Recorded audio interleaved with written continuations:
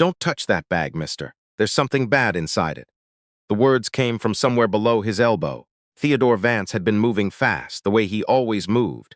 Briefcase in one hand, phone in the other, mind already 3 conversations ahead of his body, and he nearly walked straight past the girl without registering her at all. She was standing at the edge of the airport's main terminal corridor, just outside the security checkpoint exit, and she couldn't have seen more than 6 years old.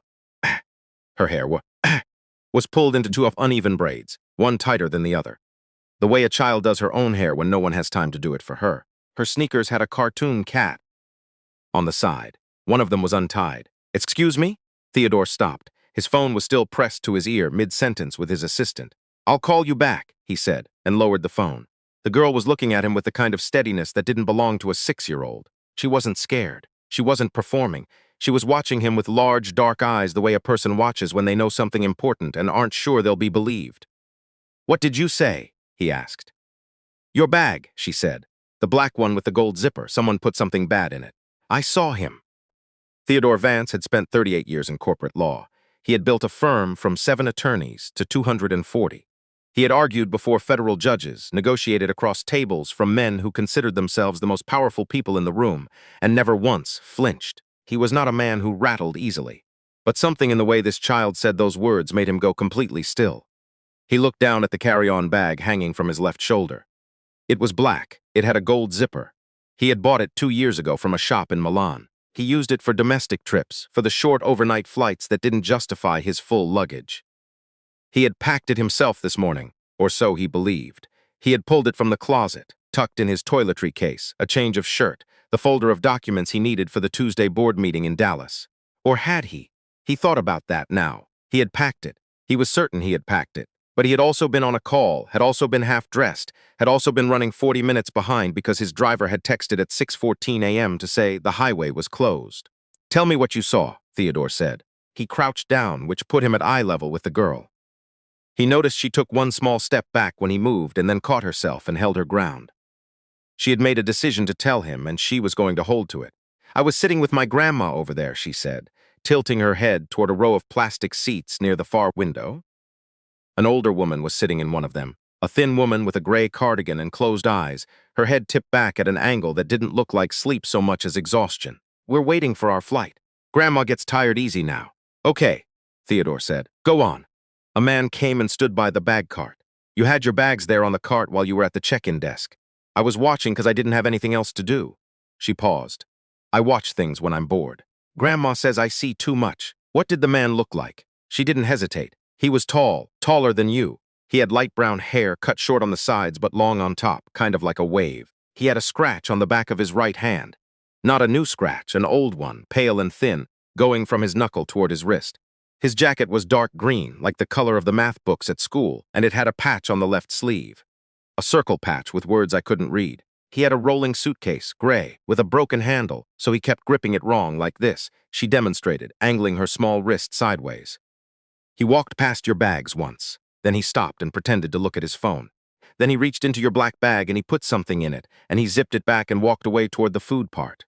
Theodore looked at her for a long moment. "How old are you?" he said. "6, she said, 6.5. He stood up slowly. He did not reach for the bag. He stepped back from it instead, and then he looked out across the terminal toward the area she had described, the cluster of fast food counters and coffee kiosks near Gate C4. "What's your name?" he asked, without looking away from the terminal. "Iris," she said. "Iris Pemberton." "Iris," he said. "I need to go speak to those officers over there."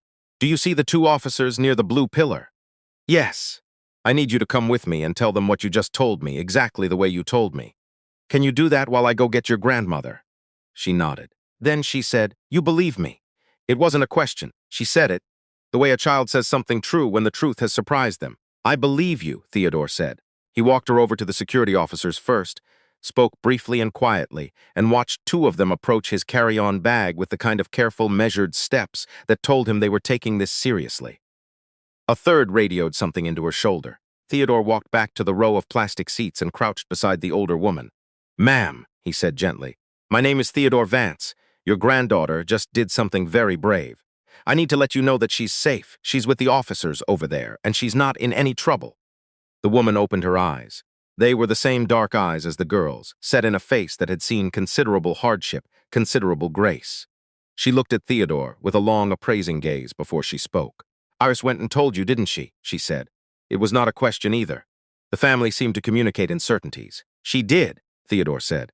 "The woman, whose name was Adeline Pemberton, as she told him a moment later, grandmother and primary guardian of one Iris Jean Pemberton, age 6.5, let out a slow breath.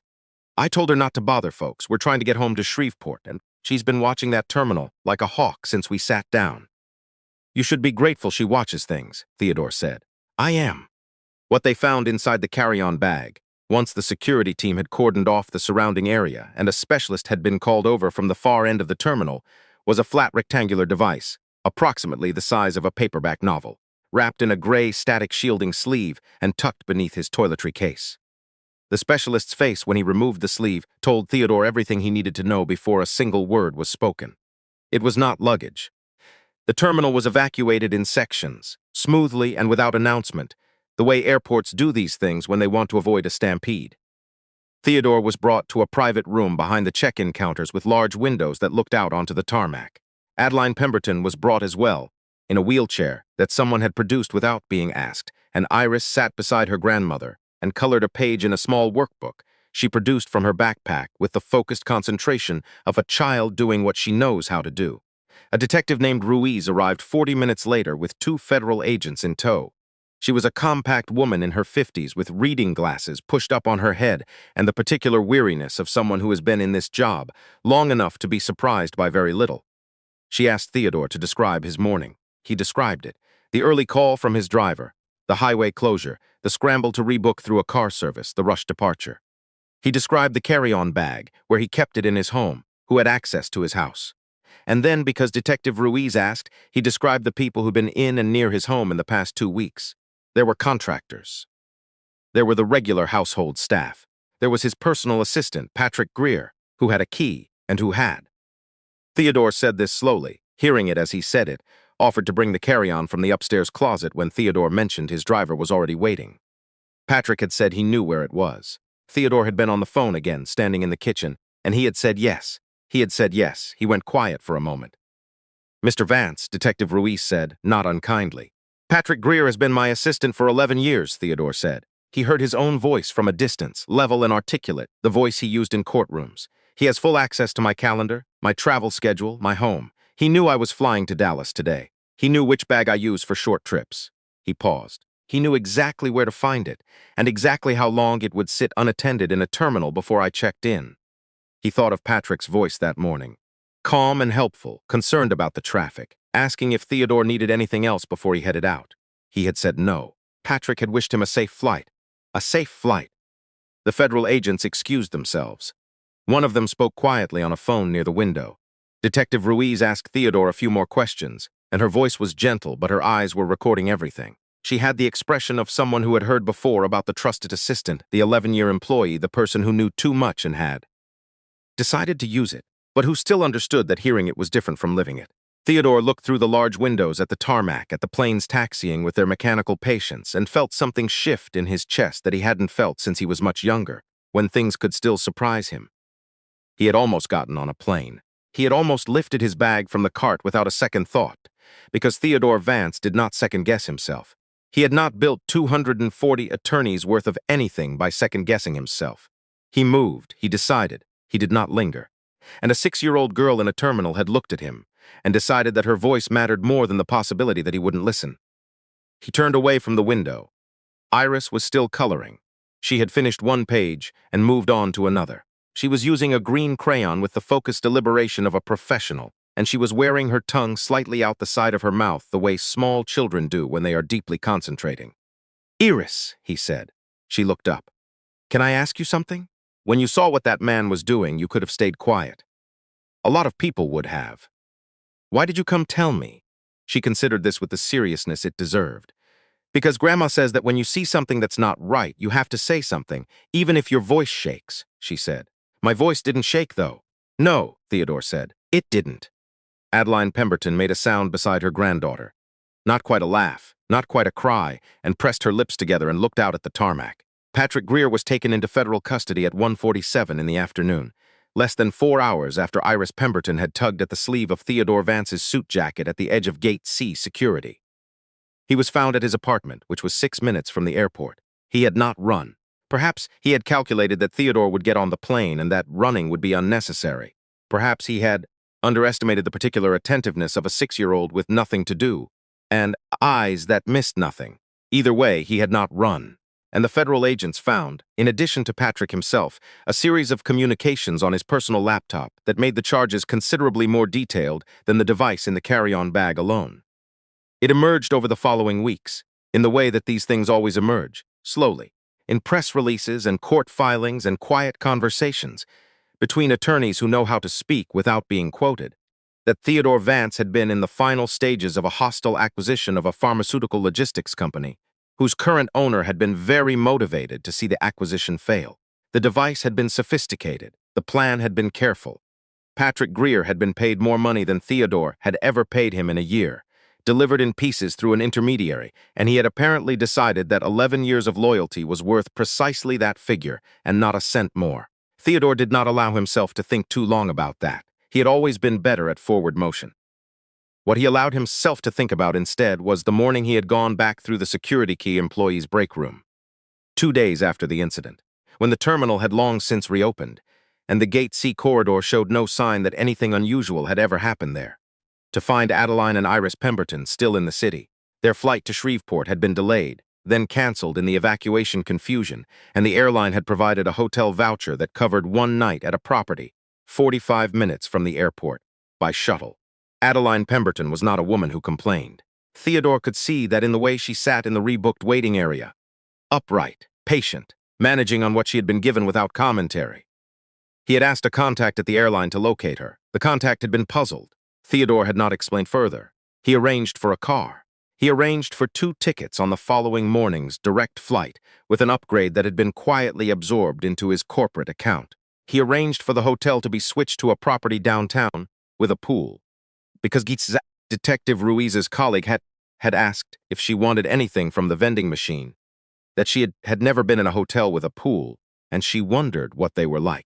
When his assistant, a temporary assistant, a young woman named Carla, who had been reassigned from another team while HR managed the situation, handed him the itinerary confirmation, he looked at it for a moment.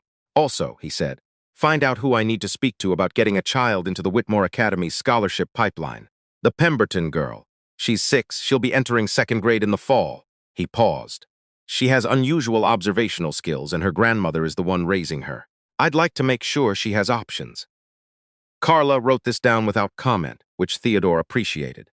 He did not tell Adeline about the scholarship inquiry. He told her only that the flight and hotel had been handled, that he was sorry for the disruption to their travel, and that he was grateful. Adeline Pemberton looked at him for a long moment. Mr. Vance, she said, I want you to know that I raised that girl on a fixed income and a lot of prayer, and I did not teach her to speak up so that somebody would thank her for it. I taught her to speak up because it's right. She folded her hands in her lap. But I will accept the hotel with a pool, because that child has been asking about hotel pools since she saw one on a cartoon. Theodore smiled. It surprised him.